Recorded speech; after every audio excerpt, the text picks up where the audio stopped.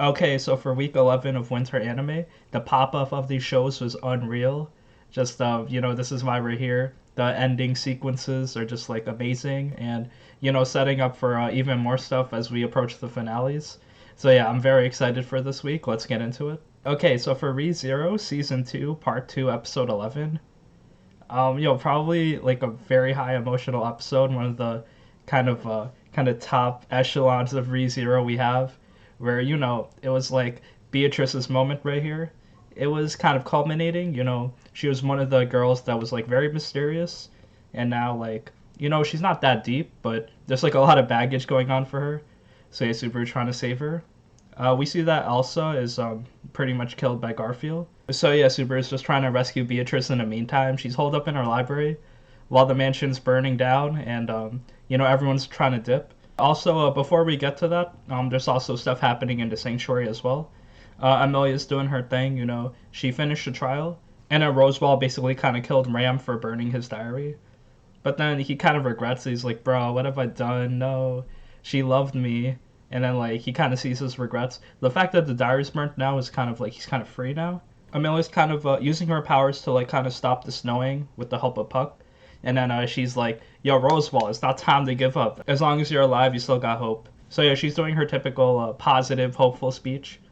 This one, it didn't really hit that different, but Ram is also alive. So I guess that moment kind of lightened the air, and now, there's some rabbits coming through. So yeah, finally the rabbits are here. Amelia's holding off the rabbits for now in the sanctuary, while Roseball is suffering through some depression, and Ram is slightly alive. But then, yeah, at the mansion, Subaru's just like, he's just talking to Beatrice. So he's like going in the library. She kicks him out to the burning outside, and then she goes back in. He says a different thing each time, but the fact that he says he's not the person that Beatrice is waiting for, that's what's getting her the most angry. Because like, if Subaru's like, yo, I'm that guy, you've been waiting for these 400 years, then she would like kind of gladly go with him.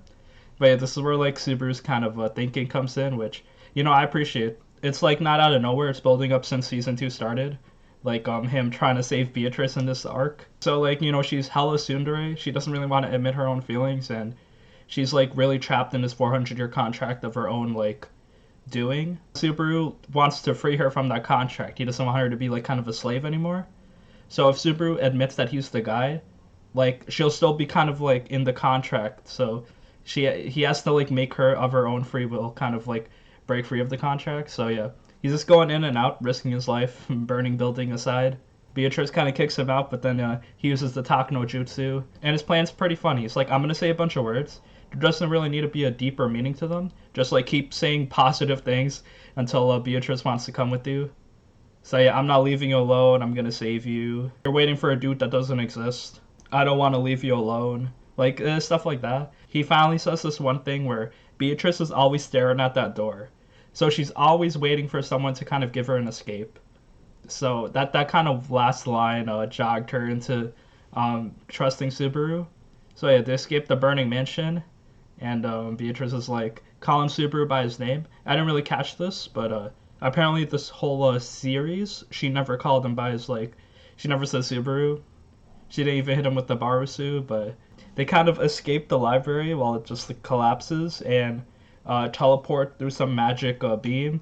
Great music and stuff here. Subaru just like saving Beatrice by just talking to her, burning the diary, which is the last part, and then yeah, they kind of quickly like teleport to the sanctuary in like 2 seconds, where they meet up with Amelia. So yeah, Subaru, Amelia, Beatrice all together trying to fight the rabbits.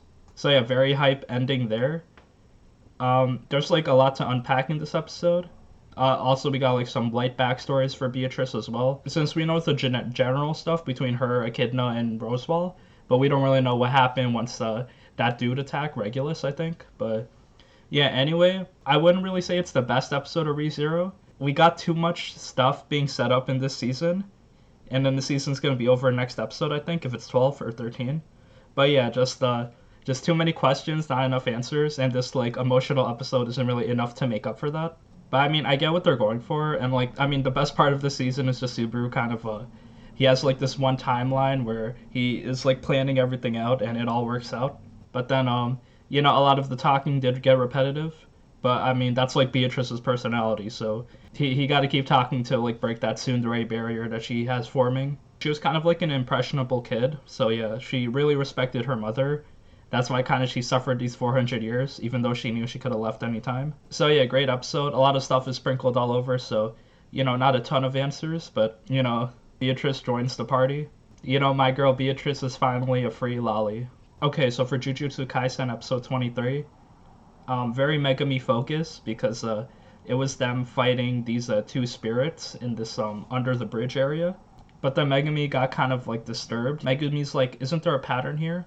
Like, why do people just start dying to this bridge curse when people have been bungee jumping like for years now? And then the reason is this bridge demon. It's actually a Sukuna finger, and like some of the fingers are passive, some of them are active, some of them are like widely known. But yeah, this is a passive finger, so it wasn't really doing anything. It was just chilling under the bridge. But now that Yuji swallowed the Sukuna finger a few months ago, that kind of activated this bridge demon, and it comes through. It's a S grade spirit again. It's like the same one they saw in the juvenile detention center. That kind of white, muscular, has like a bunch of eyes looking thing. So yeah, I guess that's the generic one finger Sukuna looking ass. But yeah, Megami one-on-one with this cursed spirit. It's stronger than the S grade spirit they fought in the juvenile detention center, and it kind of got fucked up there. So yeah, Megami one-on-one. Like, I don't think he has enough powers yet to beat him. And so yeah, it's shown because he has this demon dog. Like, it's really fast, but then this cursed spirit can shoot like laser beams and stuff. It just breaks his black katana. So that cool black katana we saw, it only lasted like 3 episodes. And then while Megami's trying to do his Nue, he just gets punched in the face by the demon. So yeah, he's knocked out cold. And we see kind of some motivations. So he was being trained by a Gojo because this was like literally right after the baseball tournament. And I guess he wanted to get stronger because he sees how strong Yuji is. And then Gojo gives him kind of a real talk where it's just like, hey, you're kind of holding yourself back. Your mindset and everything. There's something about you that like doesn't want to give it your full effort. It's not that like he's not trying to give it his all. It's just like his mindset right now is holding him back. He compares it to the baseball swing where he did like a soft bunt, which made it so Nobara could get another base, but then he got out. So it's like he's kind of holding himself back, either for multiple reasons. One, to help the team members. Like, baseball's a team sport, so it's all good. Also because he has like a move that can just like kill anything, but it also like sacrifices himself. So yeah, he's always kind of falling back on that move. Like, if things get really bad, he can just like sacrifice himself to beat anything. And he almost used it on Yuji being possessed by Sukuna. So we kind of saw it teased before, but now like yeah, they tell us that you're just like kind of suiciding yourself. That's not how you get stronger. So Gojo tells him like, when you die by yourself. So you got to care about yourself. There's a difference between fighting to risk death and fighting to die. So yeah, he's did like a bunch of cool shit by Gojo, and then Megami, when he got knocked out by the cursed spirit, he wakes up. He's still alive, and then he's like, "Yo, I'm about to do this." So he attempted to do his one-shot move that would kill him. It was called Sacred Treasure Swing, but he stops halfway. He's like, "Nah, bro. Like, I'm not gonna kill myself. I'm gonna get stronger." So he kind of wills himself. This was just like another cool moment. Like, put it into Jujutsu Kaisen Hall of Fame with all the other shit we got this season, because it's just like, damn, he pulls out his domain expansion. Like, I didn't know what I was expecting, but I was like, yo, domain expansion, like, not even Nanami can do it. So it's like a really powerful thing to actually pull out. So his is the Chimera Shadow Garden. It was kind of like a zoo filled with like these black shadows. So the S grade spirit is getting sucked into these black shadows that have his Shinigami just coming out. So yeah, it does a bunch of stuff. Just like, I think all of his Shinigami can attack freely. It can also like put like clones, so fake shadows that distract the spirit, as well as Megami just like meleeing it all out. So yeah, he easily beats this guy. The S grade spirit, like, he knocks back the domain because it's kind of like an incomplete domain. But yeah, his demon dog totality, it's the combination of the white and black dogs. They take the finger out, and he's gone. Megami's literally soloed an S grade spirit. Props to him, because he was hella mysterious. We find more of his backstory here, where he's kind of like a cool dude, actually. He's just a real person, and we knew he was really strong, but he was like literally holding himself back this whole season. So yeah, the bridge demon dies and the bridge domain kind of disappears and they're back to the real world. It's just Megami. So Yuji and Obara are chasing after these two demons that Mahito created, and then their purpose is to look for the fingers of Sukuna. So yeah, there's just like random fingers out here. Mahito's actively looking for them. Yuji and Nobara like fight the demon pair. One of them is kind of like a JoJo character. His name is Wasp, and he's like, "Don't look at my back." He's like kind of this bald, muscular dude that's like very flamboyant, and he has like some blood technique. I guess Yuji and Nobara are starting to fight them. They don't seem to be overly powerful, but we'll see. But yeah, they outright tell us our goal about them collecting the fingers. So they weren't even here to fight Yuji and the boys. Also, if we do the math, there's 20 fingers of Sukuna, since I guess he had 4 arms. So Yuji swallowed 2 in the very beginning, as well as Megami with the 1. So they have 3, and I think Mahito stole 6. So there's 9 fingers accounted for, if the math is correct. So that means there's 11 fingers still out there. And we don't really know what their plan is for the fingers because they can be really literally used for just like powering up anything. Also, we get some nice Megami backstory where we see him just like beating up these bullies, telling them if you do something, like you're going to get something done back to you. Like if you kill someone, you're going to get killed. An eye for an eye type of thing. So that's why he beat up these bullies. And they're like, why'd you beat us up? And he's like, figure it out. So he's protecting like kind of like the nerds that are being bullied. Like they don't even know it, but Megami sees that good people and bad people are both kind of bad because, bad people they just hurt others and good people just kind of like forgive them. So yeah, he wants to punish the bad people his own way. He doesn't want to forgive them. And then his sister Sumuki, she's like hella nice, very positive thinking, and they're kind of step siblings, because his dad was part of the Zenin clan. So that's pretty huge. He married the mom, and then they were both like, step siblings. And we find out that he was actually sold by his dad to the Zenin clan. So Megami's pretty much like a tool to be used. But then Gojo kind of saved him by making him a Jujutsu sorcerer. So he's like, if you become a Jujutsu sorcerer, your clan will financially support us. It's like a win-win situation. And he never really wanted to be a Jujutsu sorcerer. So this kind of adds up to why he wasn't like living up to his full potential earlier. He just doesn't want to be a Jujutsu sorcerer. But yeah, now he's like kind of like more free now. So, he unleashes domain expansion. This arc is still not finished. Yuji and Obara are probably going to fight. And Megami has the finger, but he's all out of power. So he's just sleeping. So I kind of thought the hype levels would die down as we finish the Hanami fight. But no, just like stuff keeps getting more exciting. So for Wonder Egg Priority, episode 10. Wow, a lot of cool stuff happened this episode. So first, we knew that the episode before, those mysterious egg people, they were benefiting from girls suiciding. So then I and Rika kind of grill them, since, now the air is clear that these dudes are like somewhat evil. And then Neru kind of tells us about them. They're actually like these real people, these kind of engineers that invented the egg world. They like transferred their mind here for some unknown purpose. But then the girls get a text of Momoe going on a date, so they kind of dropped that whole thing. So the exposition we got was nice. These 2 egg curators that are managing the egg world, they're actually real people that kind of transported their body here, but we don't know anything else.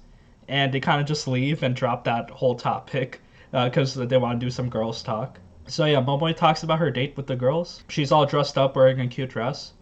And then yeah, the dude kind of asked her out on a train station one day, and she's like, yeah, sure. But then when she showed up on the date, like being all dressed up, he kind of like got shocked because he thought Momoe was a dude. So that guy was gay, so it made the whole day with Momoe awkward and, kind of just like hurts her confidence again. So yeah, we see that Momoe, all she wants is kind of to be like a normal girl, but the fact that she looks so androgynous, just like tall, boyish, it kind of hurts her emotionally. And then after that, Ai is doing her own thing, where she talks to Sawaki sensei, and he tells her about his art exhibit that he really wants her to see. So this was kind of the art exhibit that Nagase was involved in as well, where Nagase told Ai to drop out of it because he wanted to paint Ai. So like we don't know if she's ready to go yet. She's struggling on this, but then eventually she does go, and yeah, it's actually a painting of her mother. So we see it's like kind of like Ai but older, which like looks like her mother. So yeah, that's what Sawaki likes, an older version of Ai. I'm not sure how creepy this is or not, the teacher saying this, but the teacher is in love with Ai's mother, so she still wants to know why Nagase killed herself, but we still don't find out yet. And then after that, we end off with Momoe rescuing a trans girl in the egg world. So yeah, very cool. We get another new suicidal person. So yeah, she's kind of a cool girl, just like decent, boyish looking, wearing like a cap and short hair. So apparently, like yeah, she identifies herself as a boy, and then some dude, her teacher, raped her, and now she was pregnant and she had to get an abortion. So yeah, just like so much bad shit right there. So yeah, I thought it was very cool. We get a trans character. It just fits the pattern of just like just showcasing different types of girls going through like abuse and stuff to drive them to suicide. So yeah, Momoe rescues her. She was struggling a bit, but yeah, she kind of goes ham and beats up on this guy. And then once she rescues the trans girl, she kisses Momoe and then disappears again. But then this was cool because this was the last girl that Momoe had to rescue. She finally beat the egg world, and she sees her statue of Haruka. It's there in this train station, and it disappears. So I guess she won. So good job. But what did she win exactly? I have no idea because after that, this Grim Reaper looking girl shows up. She's literally a girl wearing a school uniform, but her face is like this kind of like cocooned butterfly. So it's like very creepy, and she has like this huge Grim Reaper scythe. It hella reminds me of Persona. Like you stay in the dungeon for so long, and then the Grim Reaper shows up. So yeah, we get some backstory on her, where she's like, yeah, Frill wants some sacrifices. So I guess if you see this Grim Reaper, she's gonna kill you. So then she's like, I'm not gonna kill you because you look like you did a good job here. So yeah, your reward is you can go free. So literally, if you beat the egg roll, this Grim Reaper shows up, and Momoe wants to know more about this, and then her alligator familiar Panic attacks the Grim Reaper, and it gets sliced up. She's like, oh, I guess I'll take Panic as my offering. So like the Grim Reaper shows up, she wants to take one soul, I guess. This time was Panic, and yeah, Momoe's kind of like traumatized by this. And then the Grim Reaper girl starts eating Panic's alligator meat, and feeds it to Momoe as well. And then as she wakes up in the real world, just like throwing up and shit. So yeah, like stuff is just like out the window right here. You beat the egg world, like there's this secret Grim Reaper that probably runs this place, and we don't know if her friend Haruka like resurrected or anything. So was this all really for nothing? But yeah, it really solidifies my idea of this egg world being like a parallel to like Persona, where it's a world of people's desires and feelings, and there's literally a Grim Reaper there. There's RPG mechanics, you can upgrade your weapons. So yeah, I guess JRPG progression as we reach the final boss, the Grim Reaper. So I have no idea what's happening, but it's pretty exciting.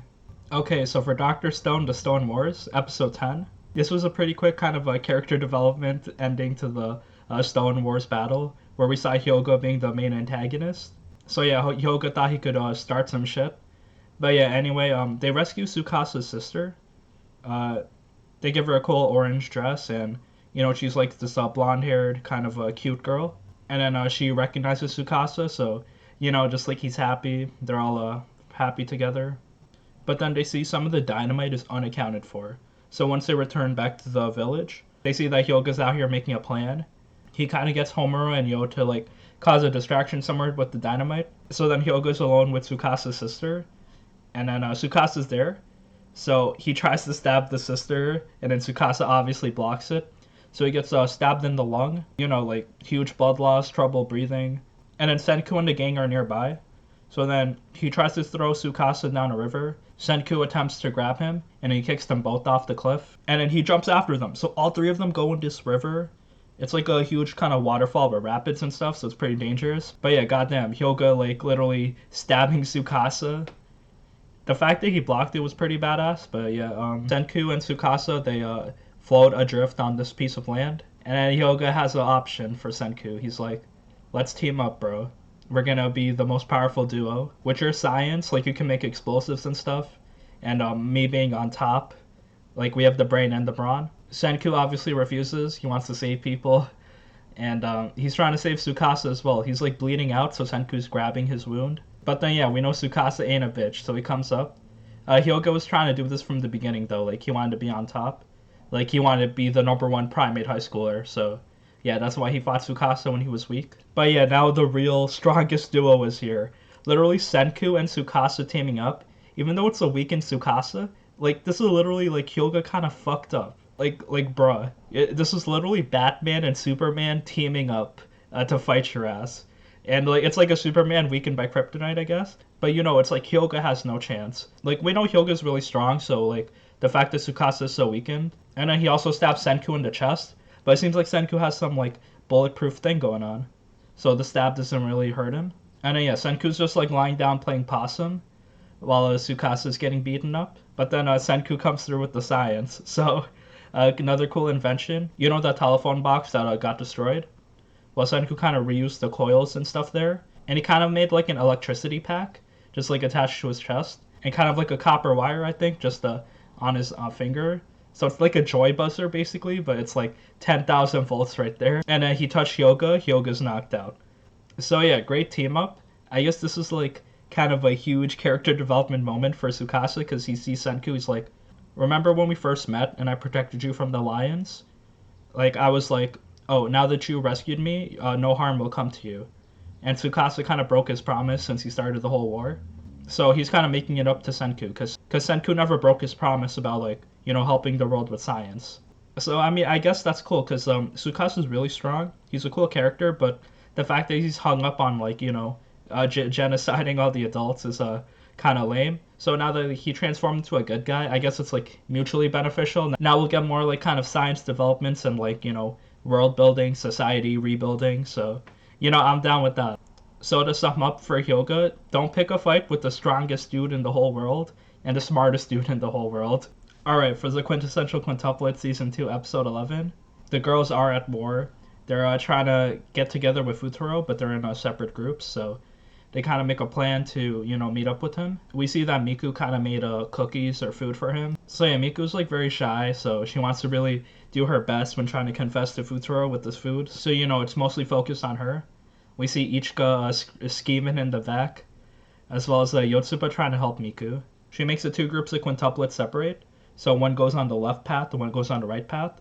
So it's Yotsuba and Miku on the other path. So it's kind of like a race to who sees Futaro first. So yeah, Yotsuba's on Team Miku as of now because yeah, she's trying so hard. So they run up the path trying to meet up with Futaro. They finally reach the top, but then Futaro's not there yet. And then also they see Ichika, because she was scheming, okay?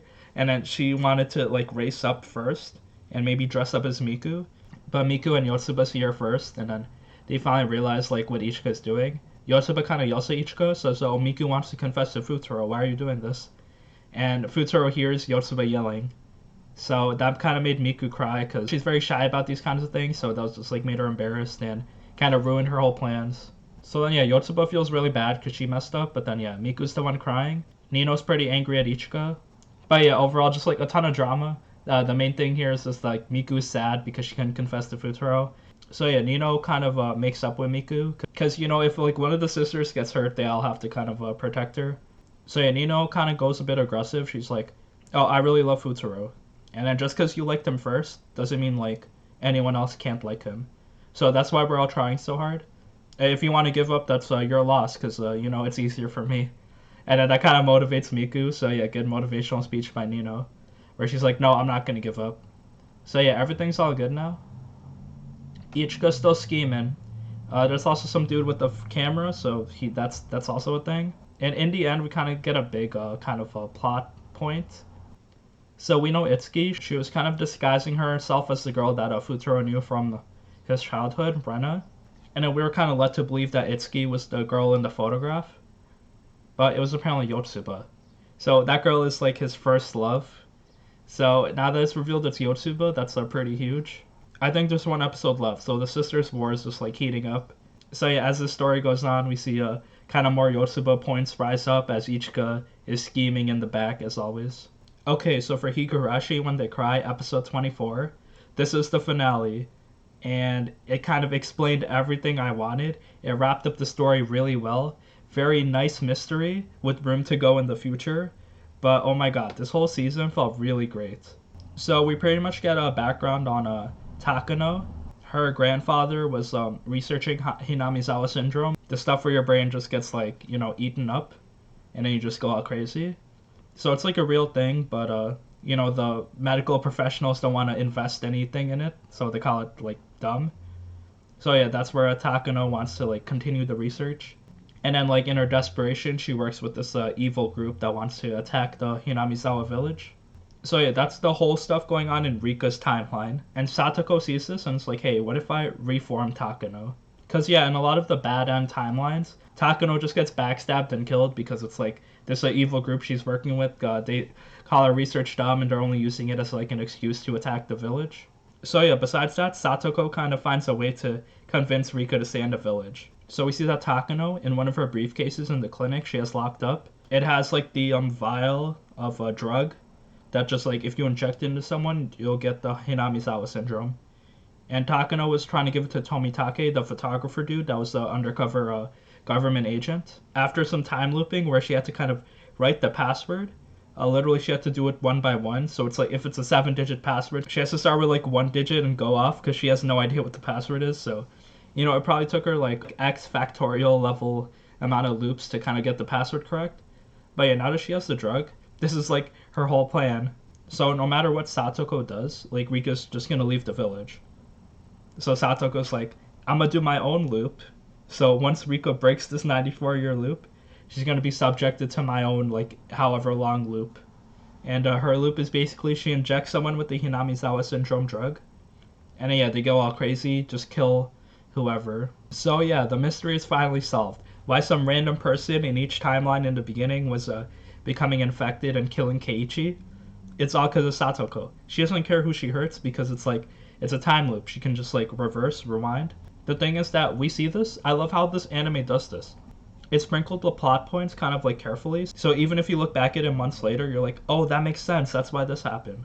Because we see in the time loops, once like, people get killed, the loop doesn't directly end and like just show, oh, we reset back. It keeps going. Like Keiichi has to live his life like being killed or some of his other friends are dying. So they'll probably expand on that later because yeah, the anime is over and there's gonna be a sequel. Higurashi When They Cry Sotsu. I'm not sure if this anime idea is original or not, like if it's directly based on the video games or not, or if it's like a unique sequel idea, because like it was such a good mystery, very fulfilling. For like 2 seasons now, it was just like, I was very invested in the mystery, and like the fact that we got everything now, it was Satoko doing everything. It was just like so rewarding. As I said, like you look back episodes ago, you see stuff that like makes sense to stuff that's happening now. Like stuff stays consistent, building up upon the end of the time loop where everyone dies and we go back to another one. So anime was very nice. A bunch of just cute girls, horror, thrillery, as well as like great mystery that's just like holding up this story so well. So yeah, I highly recommend this anime. As well as like if you really like it, then there's going to be another sequel coming up, so yeah, what's not to enjoy? I guess one thing is you don't really need to know the prior Higurashi series when watching this because it's kind of like a sequel, but it would be good to like have some background on the characters because right now like they kind of sped run through all of that, the stuff Tomitake and Takano doing, the Hinamizawa syndrome. They expect you to know that. The fact that you don't know that, it doesn't matter too much, but this gives you more context. Like, you don't know anything about Mion, how she feels about Keiichi. You don't know about Rena or anything. So, like, watching the originals would give you some context, but, there's a lot of Higurashi to watch, so you can literally start watching this anime as your first, and it's like, the mystery and story is just, like, super satisfying. Okay, so for Attack on Titan, the final season, episode 15. So, there were 2 episodes released today. Episodes 14 and 15 combined, so if you didn't see 14 last week, it's available here. So Flock is leading the revolution. He sees like the new scouts in training, so he asks them to beat up on the old training dude. So Flock kind of orders the scouts to beat up on Keith, like the drill instructor. So yeah, Keith was like a pretty cool dude, just like tough, yelling, typical boot camp dude. He fights back pretty hard, but it's like they probably overtook him. So yeah, all of this edgy revolution, overthrow the old regime, it's happening. But then the main thing is in the next episode. So, Levi is attacking the Beast Titan. He tied him up. He's pretty much just like blown up. His skin is ripped off and stuff. But, he healed that up a bit. So, yeah, he's just tied up. And he has like this lightning rod attached to his sternum. So it's like attached to like a pin. So if he moves, like he'll just be killed, like blown in half. And then Levi starts cutting off his feet because they start regrowing. So, he's just in so much pain. His plan to reunite with Eren didn't work out that well because he forgot in his calculations how savage Levi was. So then he kind of drifts back in his memories. We see him playing catch with a guy. So he likes baseball. This is where the baseball comes in. So this episode was pretty much Zeke backstory, which hit pretty hard. It was like valuable information that we didn't know, and it tells us more about the world. It gives us more opinions on who's right and who's wrong. So that's nice. And then we see like little kid Zeke. Dr. Jaeger, Grisha was just like ordering him, forcing him to just like become the next Beast Titan. But Zeke wasn't like too athletic. He wasn't like good with like competing with all these other people. So he was some more type of peaceful type of guy. And then Grisha just kept yelling at him, ordering him, teaching him. So he wanted like a father figure. That's all this dude wanted. But Grisha kept yelling at him. It wasn't really good for his development at all. And it kind of like did the opposite effect by making him even more struggling. So yeah, they're trying to teach him about like the real history, like not the propaganda stuff. How they need him to be the Beast Titan so they can follow up with their plans. So we always knew that Grisha was always on board with the overthrowing the Marlians, like escaping the city walls. The thing is though, like we didn't see how like terrible he was as a father. So this explains why Zeke is just like kind of so evil, because his father just straight up like bullied him so much, and then he was just like trying to live up to expectations, but he just disappointed them. So like Zeke does not feel good at home and does not feel good at Titan training, so there's not really a place where he belongs. So in spite of all of this, Zeke meets this dude Tom Saver, and he's like the Beast Titan, and he's like this kind of older guy with glasses. He likes playing baseball, and he seems kind of like lonely. So yeah, they have like a cool friendship together. They play catch and stuff, and then they talk. Tom tells him about like how he wanted to be the Beast Titan to kind of learn more about Titan history. He didn't really have an interest in fighting, and he kind of shares that with Zeke. Zeke also like doesn't want to fight too much, and then like Tom tells him, oh yeah, Zeke, you're a good person. So yeah, that kind of shows Zeke that we don't have to live like be evil, fight each other, go to wars. We could just live our lives here in the walls. Just like everything's fine. So yeah, Zeke's fine with living through oppression. Just he wants to be like peaceful. But then yeah, he overhears Grisha just like yelling how they see Zeke is not going to be the next Beast Titan, and like their plan kind of rides on this. This is kind of like a plot hole, I felt like, because it's like your extreme plan to overthrow the government. It's like depending on Zeke becoming the Beast Titan. There's like 20 other dudes trying to be the Beast Titan, so you have like a 1 in 20 chance of that. So it's not really a great plan. And you're not even like training him like physically, so he can't run fast or anything. So I thought that was like a bit of a small plot hole. But yeah, they're kind of yelling at each other. Zeke overhears this, so then Zeke kind of considers himself a failure. So it's like more daddy issues right there. And then he also tells them how they kind of know like there's a revolutionary group going on, so it's like we have to kind of stop doing bad things or else we're gonna be sent to paradise. And then the dad was like, bruh, we ain't trying to be oppressed anymore. So yeah, they have like totally differing views. So it shows how in the wrong the dad is in Zeke's point of view. In our point of view, it's like, Grisha's cool because he's like leading the freedom of the oppressed people.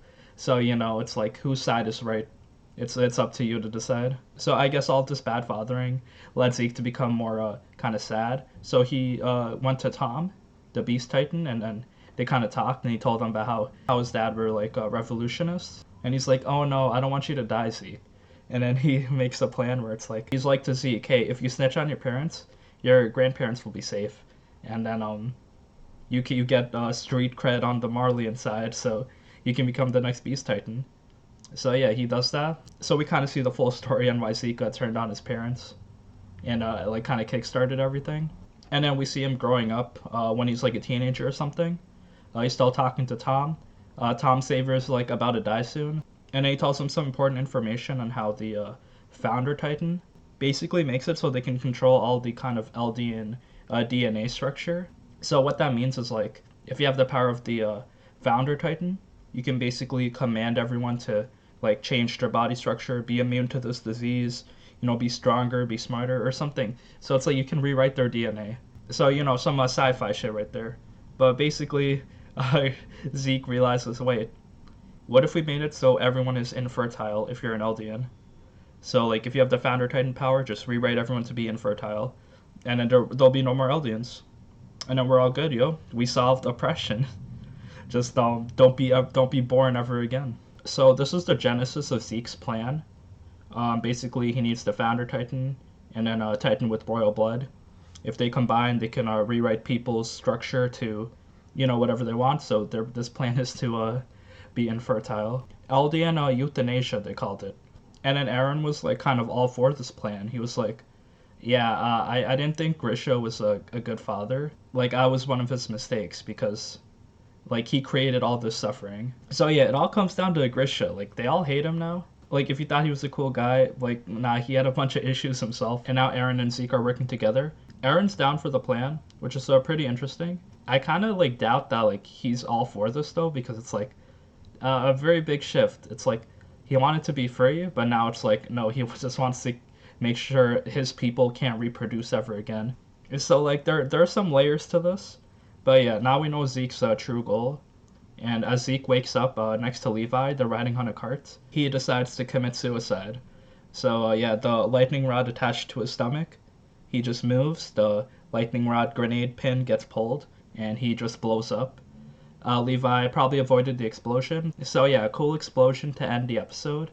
As we have one more episode remaining of this season, it all converges onto Shiganshina, which is the place we kind of started from. Overall, this season, though, has been very hype. Very consistent with the other seasons. Just there's like some mild mystery going on that's like sprinkled over the action, and just like the characters struggling over their moralities, their goals, what's right or wrong. Okay, so for Jobless Reincarnation, episode 11, this is the finale, and a very good season. Honestly, we only had 11 episodes, so it was kind of we didn't really get too much. Story-wise, just like everything flowed so nicely. It's basically Rudius, Rugierd, and Eris, going on adventures. They killed a bunch of these strong monsters by just using the swords and magic, so yeah, they're a pretty strong party. But then Rudius tried to scheme some plans to, like, get more money out of stuff, but then it resulted in, just, like, a bunch of people dying. So yeah, Rudius is still trying to figure out, like, what the right thing to do in this isekai world. Rugierd shaves his head and wears, like, this headband, so he just looks like a really strong monk. And then he did this just to, like, avoid all the people being scared of him. And yeah, just like, they go on adventures in this episode, and then, they had some problems in the city, so they left to continue their mission to escort Eris back to the Ashura Kingdom. We also see that Roxy and some dudes that Rudius' dad knows, they form a party, I guess, to search for Rudius as well, since, yeah, they're all missing. And then in the end credits, we just see, like, a montage of them going on adventures. Very nice kind of speed up, so it's like they skip all of that, and then they're back overlooking the kingdom. So they finally get to their destination as the season ends there. But yeah, just like a very solid isekai. Obviously, the story is not finished, so if you just watch these 11 episodes, there's not really much to say. Like, obviously, the story points, the characterization, everything was pretty fun and just like, not generic. It felt like very tied together. Rudius is still like the isekai protagonist, so, he gets all the girls, he gets all the cool powers. But yeah, he still is trying to grow himself and become like a cool adventurer that people look up to. We still don't really know too much about the world in general, but then yeah, cool characters, cool locations, good music, nice animation and art style.